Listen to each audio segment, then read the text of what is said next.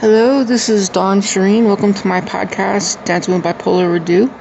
It is Tuesday the 15th, and it is about 10:15 at night.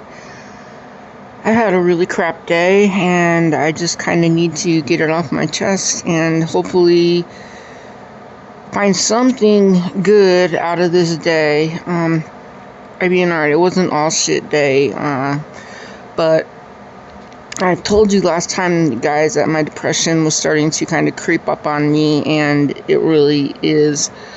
And, I'm at that point now where, like, things that I would normally want to do, I just don't care. Writing, for the team or about the team, it just doesn't hold the same awesomeness that it was. I don't really feel like I want to support a team where the PR director just can't stand me, and I get he's not the whole team, and I get he's not the only person, and I understand that, and I also understand that by not doing this, he's kind of winning in a way. But the way I look at it, everybody's kind of losing in a way, because the only other paper in town is like a pay-to-read situation, and I guess if people want to pay $20 every 2 weeks in order to read a paper, then that's how they're going to get their information. I mean, it's not like the information is hidden. There's hockey reported everywhere, so it's not like anything is the only game in town, Maybe it'll come back. Maybe I'll want to do it again, but I don't know. Right now, I'm just kind of burnt on the whole thing of writing for somebody for free and never knowing if I'm actually doing good or bad or indifferent, or if my shit's getting read, or I don't know, any of that stuff. So it just doesn't hold the same thrill to me that it was holding, like, even a week ago. I didn't mess up on paperwork, but I didn't get paperwork in regards to the HUD bash. So I got a letter yesterday in the mail that absolutely freaked me out. Now it's been taken care of, and, things will be fixed, and kind of, I guess, are fixed, but it didn't help at all. I'm already feeling so low about myself, and then to have that happen, my mind jumped to extremely bad solutions to the problem, and I feel like I'm in the middle of a setback right now, and I'm really not exactly sure what to do. The losing of a whole lot of money because of my insurance has me reeling too, and now I'm just thinking, well, if I'm going to be paying for the insurance, why don't I actually get, like, a real therapist and a real psychiatrist and somebody that I can actually talk to face to face and feel like I'm getting more out of it than I am telemedically. It's different in person, it's a different vibe, and, like, online, they're not reading my body language, it's not the same, and I'm thinking maybe it's time to actually do it right in order to stay well, because I can tell right now that I'm on a slippery slope, but it's going downhill. My neighbors suck ass. I fucking hate my upstairs neighbors with a passion. If I could make them go away with the snap of my fingers, they'd all be gone. All night long, bashing around, smashing around, laughing, jumping, breaking shit, doing whatever the fuck it is that they do above me. And it's got me to a point of, I'm not sleeping normally. I'm starting to go back into a reverse schedule again, where I'm going to sleep all day and be up all night, just like these fucking tweaker motherfuckers are. And I'm not tweaking, and, it's becoming a serious health problem for me, their fucking antics all night long. And if I do anything or call cops on them or anything like that, then I'm in danger. So it's very Flagstaffian, and who's not to say that by me doing the right thing, by making them fucking stop in a permanent way, isn't going to get me stalked, like in Flagstaff. And I'm not saying I'm going to kill them. That came out really wrong. But, getting them evicted, or, something as good as being evicted. because I don't know what else to do. You know, the manager says she's on it and all that, but I guess if people don't report it, then she doesn't know who the people are that are the most disruptive, and my upstairs neighbors are absolutely the most disruptive motherfuckers I've not ever met in my life. You know, and I have no interest in meeting them at all. I don't want to know who they fucking are. I just want them to stop and be respectful. But, you know, I guess it's asking too much of a bunch of tweaker motherfuckers to show any respect to anybody at all. I mean, they don't respect themselves by being tweakers, so why would I think that they would care about anything else other than being high and annoying? And annoying, they are extremely annoying. I actually recorded them last night, and you know, so I have proof that I'm not just complaining just for the fact of complaining. I actually recorded them last night, and it's ridiculous hammering at 11 o'clock at night. It's absolutely ridiculous what they're fucking doing. They're smoking weed coming through the fucking ceiling. They're smoking meth up there. I know the smell. I used to be a meth head. I'm not stupid. I know everything. I don't know everything that's going on up there, but I know enough to know enough that, you know, an arbitrary knock on their door at 1 o'clock in the morning could definitely fuck their lives up. And it's getting to the point where I'm kind of like, I don't care, because if they don't stop, then I'm going to wind up being hospitalized and losing everything anyway. So it's like, do I want to go to the hospital because they don't want to be fucking neighborly? No, not at all. Do I care if they go to jail? No, not at all. I don't give a fuck about any of them. So that's where that is.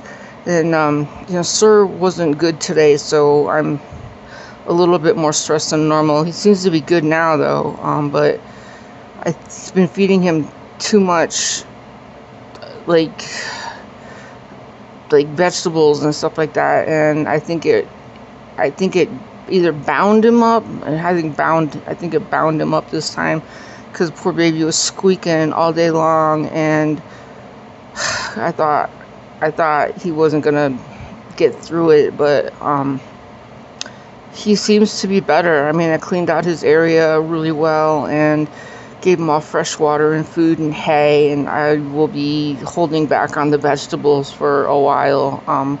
I think maybe too much corn, truthfully. I'm not sure what it is that sets him off, but something that,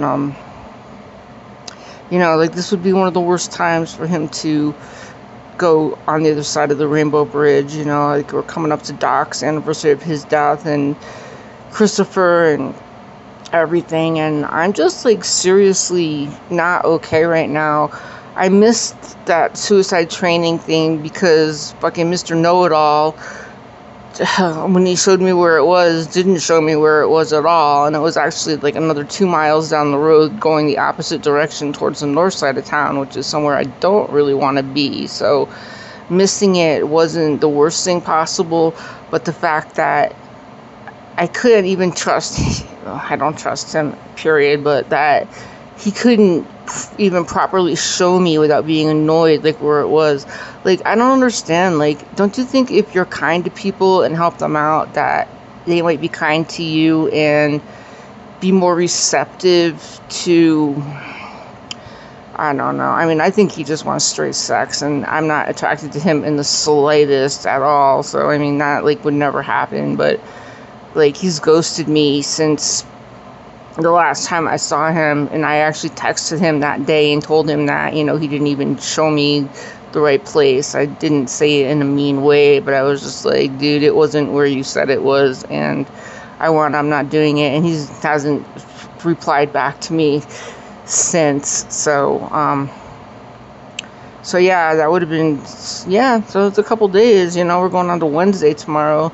So I texted him on Saturday, so I'm going to say that's being ghosted. So I think I'm just going to completely take him off my phone and erase all records of him. And, you know, I feel bad for his dog. You know, that day that we were out, he said some things about how his father used to be with dogs, and just if a dog misbehaved, he would just shoot it.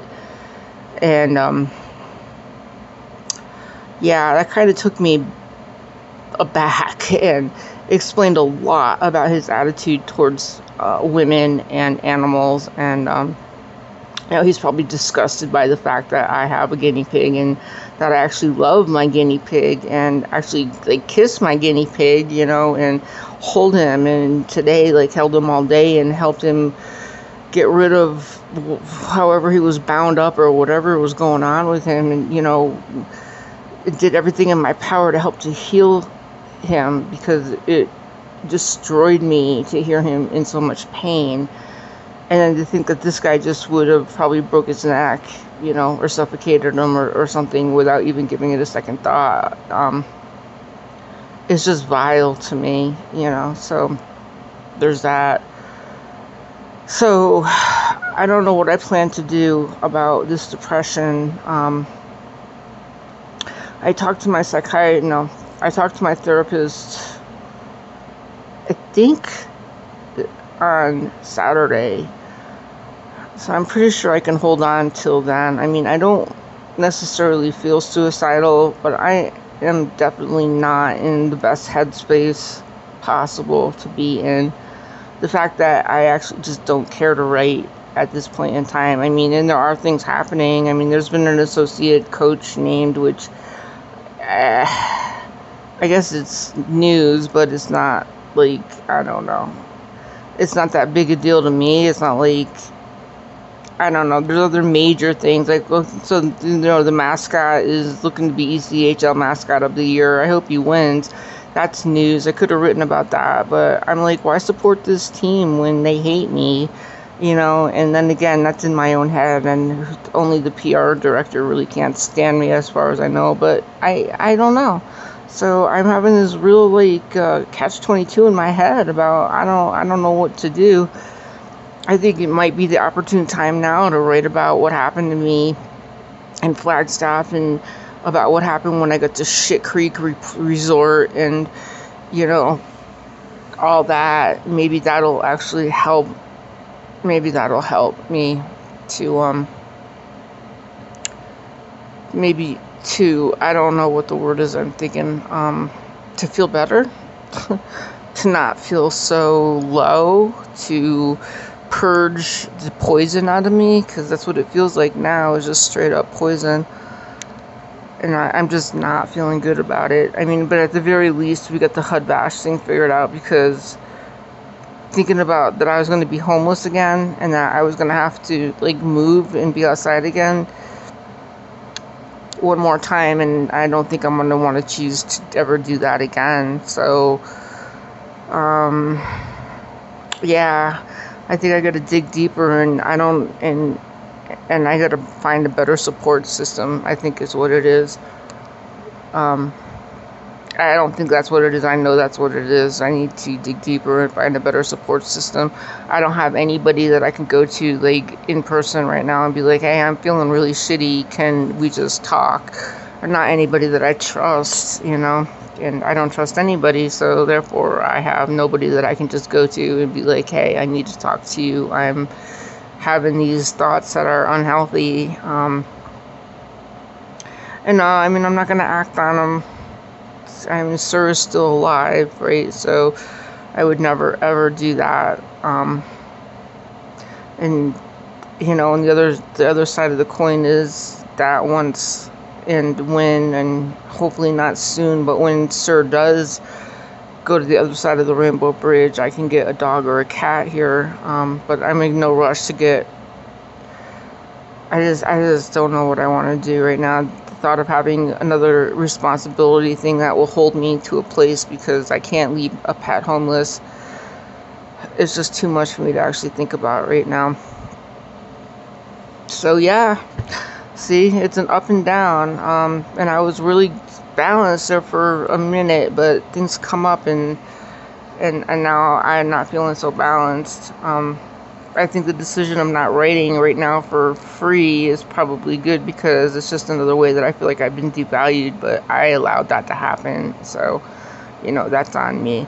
But supporting and hyping a team that doesn't respect me, I don't really think that's a necessary thing to do. And if I really have the desire to write, I can write for Medium for free and have more readers and better feedback.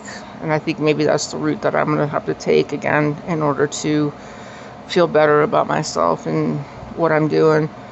And yeah, this is probably temporary. I don't know what the slip is. I'm taking my medication, and I haven't walked for a couple days. It's been kind of shitty out, but I've also not really, and today I wouldn't have left Sir no matter what, but it was kind of rainy and dreary. But the neighbors are really fucking with me. It's really bad.